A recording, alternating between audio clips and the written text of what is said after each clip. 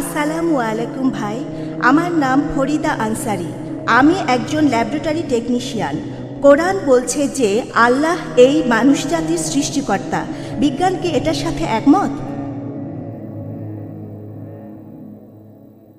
বোন একটা প্রশ্ন করেছেন, কোরআনে বলা হয়েছে যে আল্লাহ সুবহানাহু ওয়া তাআলা আমাদের মানব জাতির সৃষ্টিকর্তা। বিজ্ঞান কি এটার সাথে একমত? কোরআনে এই কথাটা অনেক জায়গায় বলা হয়েছে, আর শেষ আয়াতটা প্রজনন বিদ্যার স্তরের উপরে অর্থাৎ সূরা মুমিনুনের 14 নম্বর আয়াতে উল্লেখ করা হয়েছে যে সর্বোত্তম স্রষ্টা কত মহান। বৈজ্ঞানিকভাবে কি প্রমাণ করা যায় যে আল্লাহ আমাদের স্রষ্টা? কোরআন এর উত্তর দিয়েছে। পবিত্র কোরআনে বলা হয়েছে সূরা তুরের 35 নম্বর আয়াতে উল্লেখ করা হয়েছে, এখানে প্রশ্ন করা হচ্ছে যে তোমরা কি স্রষ্টা ব্যতীত সৃষ্টি হয়েছ? এখানে যে আরবি শব্দটা স্রষ্টাকে বোঝাতে যে আরবি শব্দটা ব্যবহার করা হয়েছে সেটা খালিক। এটার উৎপত্তি হয়েছে আরবি শব্দ খালাকা থেকে। এই খালাকা শব্দটা 4টা অর্থ আছে। একটা অর্থ হলো একেবারে শূন্য থেকে কোনো কিছু সৃষ্টি করা, অতীতে যার কোনো দৃষ্টান্ত নেই, এটা শুধুমাত্র আল্লাহ তাআলার পক্ষেই সম্ভব।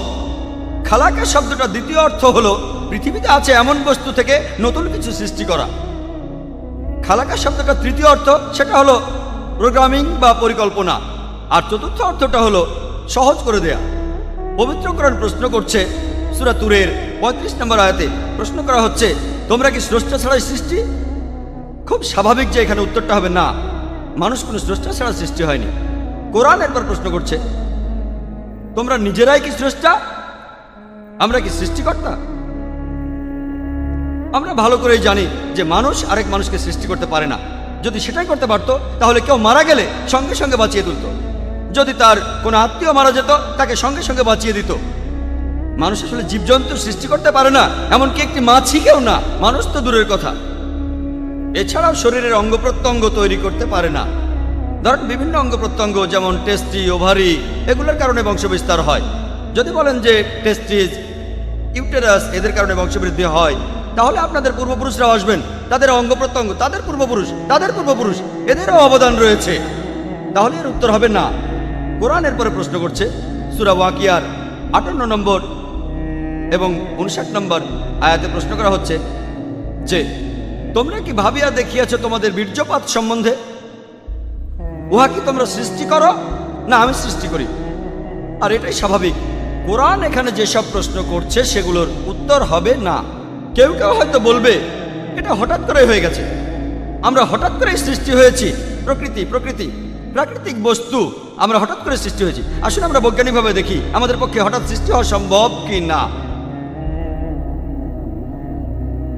প্রত্যেক জীবকোষের সবচেয়ে গুরুত্বপূর্ণ উপাদান হলো প্রোটিনের অণু। যে কোনো জীবকোষের সবচেয়ে গুরুত্বপূর্ণ একটা উপাদান।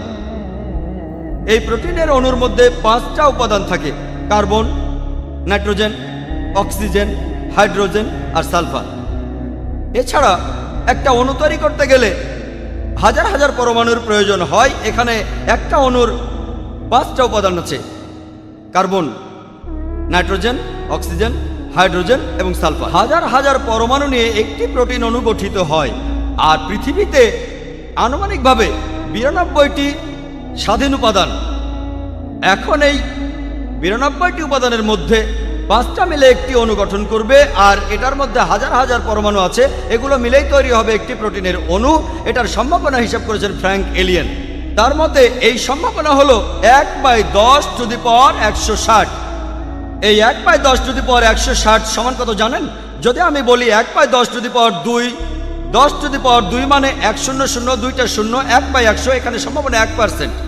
যদি আমি বলি 1/10⁻3, তার মানে 1/1000, সেটা 0.1%। যদি আমি বলি 1/10⁻4, তার মানে 1/10,000, অর্থাৎ 0.01%। তাহলে যখন হিসাব করবেন 1/10⁻160, তার মানে 0.00000, প্রথমে 157টা শূন্য, তারপর 1। আর অঙ্কের থিওরি বলে যদি কোনো সংখ্যা 1/10⁻50 হয় তখন তাকে শূন্য বলা হয়। এরপরে এখানে বলা হয়েছে মাত্র একটা অণু নিয়ে, আর যে উপাদানগুলো দরকার একটা প্রোটিনের অণু তৈরি করতে, সেটার হিসাব করেছেন আরেকজন, চার্লস গাই, যে সেক্ষেত্রে লক্ষ কোটি উপাদানের প্রয়োজন হবে আমাদের গ্যালাক্সির মতো বড়। লক্ষ লক্ষ গ্যালাক্সি প্রয়োজন হবে শুধু একটা প্রোটিনের অণু তৈরি করতে। আর এখানে চার্লস গাই প্রয়োজনের সময়টাও হিসাব করেছিলেন। এখন মাত্র একটা প্রোটিনের অণু তৈরি করতে সময় লাগবে 10⁻²৬৩ বছর। এটা কত বড় জানেন? 100,000,000,263 শূন্য এই সময় লাগবে একটা প্রোটিনের অণু তৈরি করতে। আপনারা কি জানেন একটা কোষের মধ্যে কতগুলো প্রোটিনের অণু আছে? আর এছাড়াও কোষের মধ্যে কতগুলো অন্যান্য অণু আছে? আর একজন মানুষের শরীরে কতগুলো কোষ আছে? যখন কোনো শিশু জন্মায় তখন তার শরীরে 600 কোটিরও বেশি কোষ থাকে। ডাক্তাররা এটা বলে থাকেন 600 কোটি। একটা প্রোটিনের অণু তৈরি হওয়ার সম্ভাবনা 1/10⁻160, আর এখানে সময় লাগবে 10⁻263 বছর। তাহলে 600 কোটি কোষ একটা শিশুর জন্য, চিন্তা করেন। আর কতজন মহিলা গর্ভবতী? একই সাথে লক্ষ লক্ষ মহিলা গর্ভবতী, আর সময় লাগে মাত্র 9 মাস। হঠাৎ করে মিলে যাওয়ার সম্ভাবনা 000, কোনো সম্ভাবনাই নেই। এই সৃষ্টি হঠাৎ করে হতে পারে না, অবশ্যই কেউ একজন সবকিছু তৈরি করছেন। বিজ্ঞান আমাদের বলে যে কেউ একজন অবশ্যই আছে, কোনো অতিপ্রাকৃত শক্তি। তাই আমি আগেই বলেছি যে বিজ্ঞান ঈশ্বরকে বাতিল করছে না, ঈশ্বরের কিছু ধারণাকে বাতিল করছে। লা ইলাহা ইল্লাল্লাহ। আশা করি উত্তরটা পেয়েছেন। আসসালামু আলাইকুম, আমার নাম আশফাক, আমি একজন স্টুডেন্ট। আমার প্রশ্নটা হলো, কোরআনে বেশ কিছু জায়গায় বলা আছে যে আকাশমণ্ডলী এবং পৃথিবী তৈরি হয়েছে 6 দিনে, কিন্তু সূরা ফুসিলাতে বলা হয়েছে যে আকাশ এবং পৃথিবী তৈরি হয়েছে 8 দিনে। এই কথাটা কি পরস্পর বিরোধী? এই আয়াতে আরও আছে যে পৃথিবী তৈরি হয়েছে 6 দিনে, আর তারপরে আকাশ তৈরি হয়েছে 2 দিনে। এই কথাটা বিগ ব্যাং থিওরির বিরুদ্ধে। আকাশমণ্ডলী আর পৃথিবী আসলে তৈরি হয়েছে একই সময়। ভাই, খুব গুরুত্বপূর্ণ একটা প্রশ্ন করেছেন। কোরআন বলছে আকাশমণ্ডলী ও পৃথিবী 6 দিনে সৃষ্টি হয়েছে, আর সূরা ফুসিলাতে বলছে 8 দিন। এটা কি পরস্পর বিরোধী? আর এটা কি বিগ ব্যাং থিওরির বিপক্ষে যায় কিনা? আমি আপনার সাথে একমত যে কোরআন অনেক জায়গায় বলেছে আকাশমণ্ডলী ও পৃথিবী 6 দিনে সৃষ্টি হয়েছে। অনেক জায়গায় সূরা আরাবের 54 নম্বর আয়াতে এই কথা বলা হয়েছে। তারপর সূরা ইউনুসের 3 নম্বর আয়াতে উল্লেখ করা হয়েছে, সূরা হুদের 7 নম্বর আয়াতে উল্লেখ করা হয়েছে, সূরা ফুরকানের 59 নম্বর আয়াতে এই কথা বলা হয়েছে, সূরা সাজদার 4 নম্বর আয়াতে এই কথা বলা হয়েছে, আর সূরা হাদিদের 4 নম্বর আয়াতে এই কথা বলা হয়েছে। এমনকি অনেক জায়গায় পবিত্র কোরআন বলছে যে আকাশমণ্ডলী আর পৃথিবী তিনি সৃষ্টি করেছেন 6 দিনে। এটা পার্থিব দিন নয়, এটা হলো ইয়াম, খুব লম্বা একটা সময়কাল। এই কথার ব্যাপারে আমার আপত্তি নেই। আর আমি এ ব্যাপারে একমত যে পবিত্র কোরআনে আকাশমণ্ডলী আর পৃথিবীর সৃষ্টির কথা বলা হয়েছে। সূরা ফুসিলাতে আপনি এখানে যে আয়াতের কথা বলছেন সেটা হলো 9 থেকে 12 নম্বর আয়াত। বলা হচ্ছে যে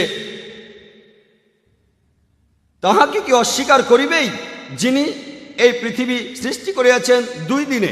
তোমরা কি তাহার সমকক্ষ দাঁড় করাইতেছ? তোমরা কি কাউকে তাহার শরীক করিতেছ? তিনি তো জগৎসমূহের প্রতিপালক। 10 নম্বর আয়াতে আছে তিনি ভূপৃষ্ঠে স্থাপন করিয়াছেন অটল পর্বতমালা এবং পৃথিবীতে খাদ্যের ব্যবস্থা করিয়াছেন 4 দিনে। 11 নম্বর আয়াতে বলা হচ্ছে অতঃপর তিনি আকাশের দিকে মনোনিবেশ করিলেন, যাহা ছিল ধূম্র বিশেষ। অতঃপর তিনি উহাকে এবং পৃথিবীকে বলিলেন, তোমরা উভয়ে আসো ইচ্ছায় অথবা অনিচ্ছায়। উহারা বলিল, আমরা আসিলাম সম্পূর্ণরূপে অনুগত হইয়া। তিনি ইহা করেন 2 দিনে। তাই আপনি যদি পড়েন চিন্তা না করেই 2 + 4 + 2 = 8 দিন। কোরআন এই আয়াতগুলোর শুরুতেই উত্তর দিয়েছে। এখানে বলা হয়েছে যে যারা এর মধ্যে ভুল খুঁজতে যাবে তারা হবে সেই লোকগুলোর সমান যারা অন্য কাউকে আল্লাহর শরীক করে। আল্লাহ